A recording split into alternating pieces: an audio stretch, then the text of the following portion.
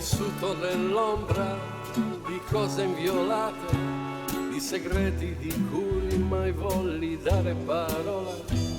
Un lunghissimo maggio, neppure un'estate, ho vissuto temendo la luce del sole. E per tutta la vita ho cercato riparo dai dubbi, dai sogni che affannano l'uomo.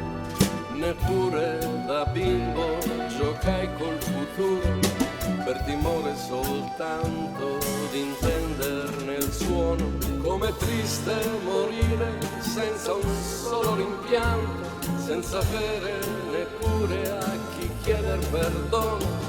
Io non ho mai invidiato la gloria al denaro, nell'amico che un giorno mi rubò l'amore, m'ho invidiato il suo sorriso sicuro, mentre solo guardarla mi spaccava il cuore.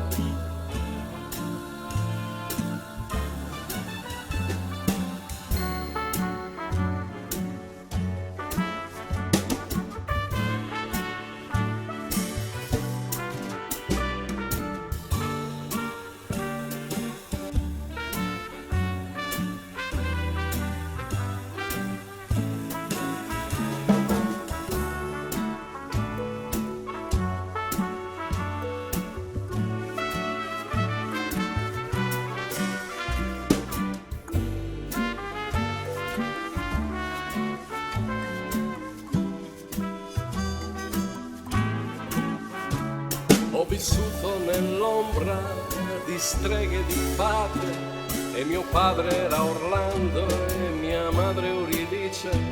Troppo tardi ho capito che le albe incantate sono solo un inganno della gran seduttrice. Quando infine mi volsi a guardare la vita, era già troppo tardi per essere felice, perché io mi volsi a guardare la vita, ma era già troppo tardi per essere felice.